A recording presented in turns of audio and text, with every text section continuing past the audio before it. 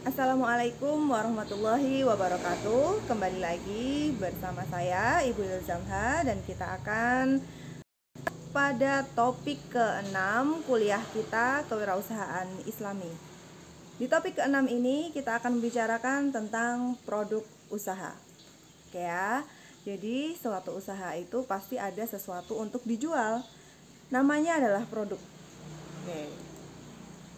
Produk usaha ini itu terdiri dari dua macam. Yang pertama adalah barang dan yang kedua adalah jasa. Jadi ada usaha yang menjual barang dan ada usaha yang menjual jasa. Begitu ya. Baik. Pengertian dari barang dulu. Apa sih barang itu? Barang adalah merupakan produk dengan wujud fisik yang menjadikannya bisa dilihat, dirasa, disentuh, dipegang, dan mendapat perlakuan fisik lainnya seperti dibau, kemudian mungkin ya tadi ya dipegang, disentuh, dirasa gitu. Meskipun di air gitu kan, contohnya air mineral seperti ini misalkan, nah dia bisa disentuh, dipegang, dan mendapatkan perlakuan fisik lainnya. Maka penjual produk ini akan berarti menjual barang, bukan menjual jasa, gitu ya. Sangat mudah sekali pengertiannya oleh Fandi Ciptono. Nah, barang itu contohnya apa saja? Ya, ini saya bedakan menjadi dua. Yang pertama adalah barang yang bergerak. Contohnya adalah kendaraan seperti motor, mobil, kapal, sepeda, barang-barang yang bergerak lainnya. Kemudian yang kedua adalah barang yang tidak bergerak. Ini lebih banyak jumlahnya karena semua barang yang tidak bergerak itu bisa dijual, gitu kan? Ya contohnya adalah tanaman, tanah, rumah, cilok, bahkan burger, gas, baju, jilbab, kacamata, apapun, jam tangan dan lain sebagainya. Rumah, tanah dan lain sebagainya. Itu adalah contoh barang yang tidak bergerak, termasuk emas, berlian, perak dan lain sebagainya gitu ya. Nah, yang kedua adalah kategori bernyawa dan tidak bernyawa. Sesuatu yang bernyawa itu bisa diperjualbelikan asal ada etikanya atau izinnya. Contohnya adalah tanaman, tidak termasuk tanaman langka ya, mungkin harus ada sertifikatnya dan lain sebagainya. Karena tanaman ini termasuk sesuatu yang bernyawa. Kemudian ada ikan, ada unggas, ada mamalia, ada herbivora, karnivora dan lain sebagainya, pokoknya makhluk hidup. Bakteri pun bahkan diperjualbelikan di laboratorium tertentu. Bahkan ada sel dan lain sebagainya itu juga diperjualbelikan dengan semestinya ya. Gitu. Jadi ada yang bernyawa yang bisa diperjualbelikan. Dan barang-barang yang tidak bernyawa ya kan, itu juga sangat bisa diperjualbelikan, bahkan lebih tidak strict ya, karena dia tidak bisa berkembang biak ya kan. Misalkan beli mobil nih satu gitu ya, karena dia tidak bernyawa maka dia tidak akan berkembang biak, dia tidak butuh makan, dia tidak butuh refreshing dan lain sebagainya. Tapi otomatis lah ya, dia butuh bahan bakar dan lain sebagainya gitu ya. Oke. Karakteristik dari ini harusnya karakteristik dari barang ya. Karakteristik dari produk barang, ini harusnya saya ganti nih. Maaf ya. Karakteristik dari produk barang itu ada 5. Yang pertama adalah mereknya, yang kedua adalah kemasannya, yang ketiga adalah labelnya, layanan pelengkapnya, dan garansinya. Garansinya apa? Misalkan saya beli jam, ini mereknya adalah Christian Eden, kemudian kemasannya ada di kotak, labelnya ada apa aja di kotak itu, water resistant dan lain sebagainya. Layanan pelengkapnya misalkan ada gerai untuk servis dan lain sebagainya gitu kan. Terus garansinya juga ada kartu garansinya dan lain sebagainya. Kita lihat contoh produk lainnya nih. Ini adalah contohnya Indomie, ya kan? Indomie ini ada mereknya adalah Indomie, gitu ya. Nah, ini dihakikan gitu. Dia ada hak ciptanya atau hak kreativitasnya. Kalau ada orang pakai nama Indomie di lain tempat, maka dia akan kena hak ciptanya ini. Nah, ini produk ya. Ini adalah karakteristiknya produk, identitasnya. Kayak kemarin yang yang gencar itu adalah Oreo dengan Goreo-reo. Nah, itu berselisih ya. Oreo bisa saja menuntut Goreo-reo untuk atas kekayaan hak cipta dari label atau mereknya ini, bukan label, mereknya. Gitu. Jadi bisa kena denda, dan dendanya itu dan kurungan penjara. Dendanya hampir berapa juta gitu ya, berapa ratus juta, dan untuk penjaranya sekitar 4 tahunan. Nah, itu maka untuk merek ini harus berhati-hati agar kita tidak menyamai atau mengambil merek orang lain di produk kita. Yang kedua adalah Yang kedua adalah kemasan. Jadi kemasannya, bungkusnya. Kalau kayak gini berarti dia plastiknya.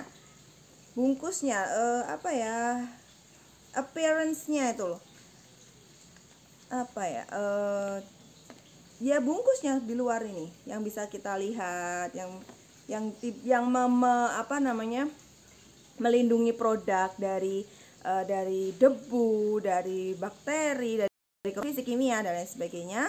Tapi dia juga bisa digunakan untuk memberikan informasi, yaitu label. Label itu ada di dalam atau pada kemasan. Ya, di sini labelnya ada, contohnya adalah halal MUI, kemudian informasi rasa dari produk tersebut, mie goreng Aceh ya kan? Mie instan, kemudian kuliner Indonesia. Nah, di belakangnya pun nanti juga ada banyak label. Nutrition fact, kemudian expired date, ya kan? Dan lain sebagainya. Nah, jadi label ini penting supaya konsumen itu mengetahui informasi produk yang ada dalam kemasan yang dijual. Semakin menarik kemasannya pun, maka semakin menarik peminatnya. Mie goreng Aceh dikasih warna kemasan yang hijau, kemudian nuansa Islami gitu ya, karena Aceh kan kental sekali dengan Islam. Kemudian di sini juga ada rumah khas Aceh, ada saran penyajiannya, foto produk, saran penyajian ya, foto produk jika dimasak dengan maksimal atau dengan baik gitu kan. Jadi orang tuh ngelihat, oh aku bakal makan kayak gini nih nanti kalau beli mie ini gitu kan. Nah, itu fungsi dari kemasan. Kemudian ada juga layanan pelengkap. Di sini layanan pelengkapnya adalah call center, di mana layanan pelengkapnya itu juga menjadi garansi dari produk tersebut. Jika nanti ada bumbu yang menggumpal atau kemudian ada jamur pada mie-nya, maka Anda bisa menelpon 080018 bla bla bla bla. Itu adalah layanan pelengkap dan garansi. Sehingga dari karakteristik ini produk itu sudah baik gitu. Produk barang sudah baik. Baik. Yang kedua adalah jasa. Pengertian dari jasa ini adalah kegiatan. Jadi suatu kegiatan yang memberi manfaat. Kegiatan ini ditawarkan suatu pihak yang bernama penjual ke pihak lain yang dinamakan pembeli tanpa wujud dan tanpa menghasilkan kepemilikan. Proses produksi dari produk jasa bisa melibatkan suatu produk fisik, bisa juga tidak. Nah, contohnya gini. Misalkan gampang saja kita ke salon, ya kan? Kita ke salon, kita mau krimbat. Krimbat itu proses untuk membuat rambut, memberi nutrisi rambut kita, kemudian memijat rambut kita. Nah, itu kan jasa. Jadi di situ itu ada pihak penjual, mbak-mbak salonnya, dan pihak pembeli kita yang bersepakat, ya kan? Bersepakat untuk melakukan kegiatan yang memberi manfaat yang tadi di atas ini. Nah, tanpa wujud. Jadi nanti setelah kita dikerimbat itu ya nggak ada wujudnya yang berubah, misalkan ya, secara drastis mungkin ya bisa jadi sih, tapi wujud suatu barangnya itu tidak ada. Jadi cuman jasanya, cuman mbaknya yang keramasin gitu kan. Oke, lanjut. Oke, jadi proses produksi ini bisa melibatkan suatu produk fisik ataupun juga tidak ya tadi ya. Bahkan kalau kita kerimbat itu kan kita pakai shampoo, pakai vitamin, kemudian kalau kita naik ojek itu dia pakai motor gitu kan. Nah ada juga yang kadang tidak, ini kan melibatkan, bisa juga tidak. Biasa itu bisa juga tidak melibatkan suatu produk. Misalkan jasa orang nyanyi di nikahan orang. Nah itu jasa konser apa namanya ya, ya pemusik lah ya. Nah itu kan mereka tidak mengenakan produk pada kita, mereka hanya menyanyikan atau menghibur. Stand up comedian juga seperti itu kan, dia cuma pakai alat bantu, kemudian dia tidak mengenakan produk apapun ke kita. Itu salah satu pengertian jasa. Contohnya jasa bimbingan belajar, massage, ojek, delivery, notaris, desain, makeup artist, penitipan hewan, peliharaan, kemudian ada daycare, cleaning service, security, dan lain sebagainya. Banyak banget produk jasa yang kalian bisa tawarkan gitu ya. Lanjut, karakteristik jasa. Yang ini benar ya. Karakteristik jasa itu ada 3. Yang pertama adalah standar hasil jasa sangat fleksibel. Jadi antara bimbingan belajar yang satu dan bimbingan belajar yang lain, antara kursus masak satu dengan kursus masak yang lain, itu memiliki standar hasil jasa yang berbeda-beda. Antara salon satu dengan salon yang lain. Kalian masuk ke salon ini jerawat hilang, yang satunya glow up, misalkan kayak gitu.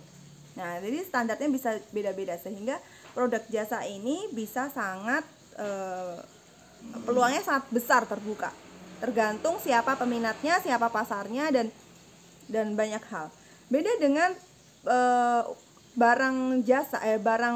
produk barang ya. Produk barang itu punya pemerintah, bahkan punya standarnya, yaitu Standar Nasional Indonesia atau SNI. Helm ya, barang ini ya, produk barang, helm itu standarnya harus gini. Kalau nggak gini itu bahaya, makanya tidak bisa diperjualbelikan seperti itu. Nah kalau jasa tuh enggak. Gimana ya? Seapapun kalian, misalkan nih bimbingan belajar ini hasilnya nanti kamu lulus masuk kedokteran misalkan. Yang satunya kamu cuman bisa sampai lulus UAS, oke, nggak masalah, bagus sudah.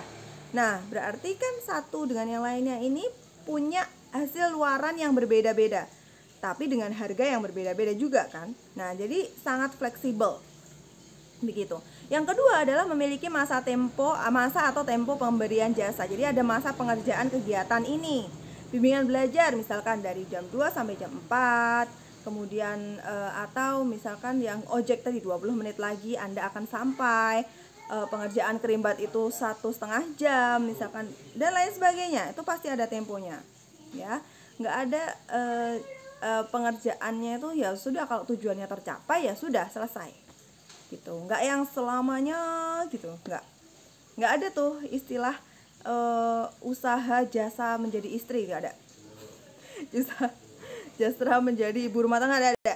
Jadi itu bukan produk usaha gitu ya, karena selamanya no tempo gitu ya. Yang ketiga adalah jasa dan pemilik jasa itu tidak dapat dipisahkan. Kalian nggak bisa dapat jasa tanpa pemilik tangannya ya kan, itu nggak bisa dipisah. Beda sama kalau kalian jual mobil, kalian jual HP, kalian jual mouse misalkan, itu kalian beli mouse-nya, yang punya mouse-nya kan pisah ya kan. Kalau jasa nggak bisa, jadi selalu gitu ya gitu. Jadi tidak ada kepemilikannya, nggak bisa kalian memiliki jasa, nggak bisa. Yang kalian miliki kegiatannya, dan itu bertempo gitu. Lanjut, ini ya, contoh lainnya adalah ya, karakteristik jasa adalah raksasa terbesar pemilik jasa Ojek di Indonesia, ya itu Gojek. 5 layanan andalan Gojek. Tapi ini banyak sekali ya. Ada GoFood, GoMart, GoPay, GoTix, GoPlay, GoGames, dan GoSend. Paling ini ya, kalau saya dulu pas kena COVID, nah, saya jadi penyintas ya dulu tuh. Saya sering memakai GoFood, GoMart, kemudian GoSend, GoPlay, dan ini enggak GoPay juga jarang. Jadi GoPay cuman ininya aja. Jadi kita bahas satu. Nah, di karakteristik jasa itu ada satu adalah merek. Kamu nggak boleh memakai merek ini. Kayak kemarin kalau yang produk jasa dan kena merek itu adalah perseteruan antara Warkop DKI Jakarta dengan Warkopi. Kalian coba lihat di YouTube dan berita lainnya ya. Itu Warkopi yang mirip dengan Warkop ini, dia memakai nama Pak Warkopi, ditambahi i di belakangnya. Itu nggak boleh, tetap nggak boleh. Misalkan kalian mau bikin aplikasi dengan nama Gojekun or Gojekin, nah itu nggak bisa karena pelafalannya tuh sudah mirip, maka itu bisa kena hak ciptanya, hak kekayaan intelektualnya yang punya merek ini, termasuk Warkopi tadi ya. Lanjut untuk GoPay, ini ada layanan pelengkapnya. Jadi di situ juga nggak ada kemasannya, yang ada hanya informasi, nggak ada kemasan jasa tuh nggak ada ya, informasi pemberian jasa, kemudian layanannya apa dan lain sebagainya, layanan pelengkap lah ya. Itu juga ininya pembayarannya melalui apa dan lain sebagainya. Dan juga ada garansinya. Garansi itu biasanya mereka jasa ini memberikan suatu kesempatan untuk kita memberi nilai mereka. Jadi jika nilainya jelek dan kemudian kita komplain, mereka bisa memberi ganti rugi terhadap kita, gitu ya. Oke, saya rasa produk barang dan produk jasa sudah jelas ya pengertiannya, kemudian karakteristiknya, contohnya apa. Kalian bisa memisahkan mana produk dan mana jasa, mana barang dan mana jasa. Section break, coba Anda identifikasi karakteristik produk atau jasa yang Anda miliki atau yang akan Anda dirikan kelak. Jadi kalau kalian mau bikin produk, kalian identifikasi dia mereknya apa, labelnya seperti apa, kemasannya seperti apa, layanan pelengkapnya seperti apa, dan terakhir garansinya seperti apa. Kemudian kalau misalkan kalian pakai jasa, kalian bisa sebut mereknya nanti bakal apa, layanan pelengkapnya apa, kemudian garansinya bagaimana, gitu ya. Silahkan tulis di kolom komentar. Lanjut, kita masuk ke materi kedua, yaitu siklus hidup produk atau product life cycle management. Jadi memanage siklus produk ini ya. Jadi semua yang ada di dunia ini termasuk produk, baik jasa maupun barang, selalu mengalami perputaran ya, seperti roda yang berputar. Dari mulai diluncurkan, terkenal, hingga masa dimana ia tidak lagi ada di pasaran. Jadi tuh ada siklusnya. Jadi dia yang lahir, anak-anak, dewasa, kemudian tua, mati, sudah nggak kelihatan lagi di pasaran. Banyak contohnya produk-produk yang sudah nggak ada lagi di pasaran. Misalkan anak mas, itu zaman saya dulu banget ya. Itu adalah produk mie kremes gitu, yang namanya anak mas gitu. Terus ada lagi produk yang sudah nggak ada di pasaran itu apa ya? Coba kalau kalian tahu, kalian bisa komen di bawah. Saya ingat-ingat produknya tapi kayaknya nggak terlalu ingat ya. Oke. Yang sekarang lanjut, jadi pengertiannya sudah. Konsep product life cycle itu ya, di sini ada dua kurva, dua lajur. Yang pertama yang X dan yang X dan yang Y. Yang X itu adalah time atau waktunya, semakin lama. Annual sales volume adalah penjualan, volume penjualan. Nah, yang pertama itu ketika produk diluncurkan akan ada fase introduction. Jadi ada pengenalan produk, kemudian fase keduanya adalah growth atau produk yang berkembang. Yang ketiga adalah maturity or stabilization. Ribet ya. Stabilization, jadi produknya tuh stabil. atau dewasa, kemudian decline, produknya akan lama-lama turun. Nah, di sini itu biasanya pengusaha sudah mulai harus menyiapkan produk baru atau varian baru gitu kan. Jasa baru gitu ya. Harus ada inovasi nih di sini nih. Nah, oke ya. Lanjut, yang pertama kita membahas tentang pengenalan produknya dulu. Nah, adanya promosi secara besar-besaran itu ciri dari pengenalan produk ya kan. Biaya per buahnya masih relatif tinggi, omset penjualannya yang masih rendah ya kan, karena semua uang tuh dibuat untuk promosi, bayar sana sini, kemudian ngasihin orang produk, bikin leaflet dan lain sebagainya ya, yang promosi besar-besaran. Kemudian ada jumlah produksi yang masih rendah. Kemudian tahap pencarian distributor, bukan pencairan ya, pencarian. Jadi nyari nih distributor yang bakal pakai produkku tuh siapa aja, yang biasanya tidak mau jika belum terbukti berkualitas. Nah, itu tantangannya. Jadi sehingga kita harus gimana ya, meyakinkan dia supaya produk kita tuh diterima dan dijual oleh distributor ini. Itu adalah pengenalan produk, fase pengenalan produk. Fase kedua adalah fase perkembangan, di mana produk ini akan berkembang, biaya per unitnya akan berangsur-angsur turun, ya kan? Itu labanya sudah mulai naik tuh, ya kan? Omset penjualan juga terus naik, semakin berkembang, tapi pesaing juga mulai bermunculan nih, yang lihat, ini ada produk baru nih, kayaknya berpeluang nih, gitu kan? Ya, akan mulai muncul. Diproduksi dalam jumlah yang banyak, produk Anda sudah banyak diproduksi, cash flow, aliran uangnya akan berubah menjadi positif, tidak seperti tahap perkenalan yang masih negatif gitu ya. Lanjut untuk tahap selanjutnya adalah tahap kedewasaan produk atau maturity or stabilization tadi ya. Jadi harga produk akan semakin menurun nih, adanya pesaing yang kalah dari kompetisi ya kan, karena produk kita udah duluan misalkan kayak gitu, atau produk kita lebih baik dari produk sebelumnya, produksi yang tinggi, cash flow ada pada posisi yang kuat ya, senang banget ya di posisi kedewasaan. Tapi setelah posisi kedewasaan ini kan harus waspada, karena setelah posisi ini ada posisi apa ya, decline, jadi dia posisi turun. Dan posisi kedewasaan ini harus siap-siap untuk meluncurkan produk baru. Nah, ini jumlah produksinya akan menurun, konsumen juga mulai jenuh, apa sih rasa mie instannya gini-gini mulu gitu kan. Pesaing semakin banyak bermunculan, ada mie sedap, mie apa yang punya rasa mie Aceh itu ya. Kemudian menggantikan produk yang mengalami penurunan ini. Keuntungan juga menurun secara signifikan. Jadi tahap ini adalah tahap decline, dimana kalian seharusnya sudah mulai memperkenalkan produk baru nih. Misalkan kalau Indomie dulu itu ya, udah bosen sama Indomie goreng, mereka memunculkan Indomie series Asia. Nah, itu kan ada mie, sekarang udah banyak lah, ada mie Singapura, laksa Singapura dan lain sebagainya itu ya. Kemudian, nah ini contohnya Sinar Sosro, Rekso Company. Nah, bukan Sinar Sosro ya. Ini dulu saya waktu teman saya ada yang PKL di Sinar Sosro, itu dia bilang Sosro gitu. Bukan, namanya tuh Pak Sosro, bukan Pak Sosro gitu. Itu saya ingat banget. Jadi kalau kalian nemu teh ini, itu adalah namanya teh botol Sosro, karena yang punya namanya Pak Sosro.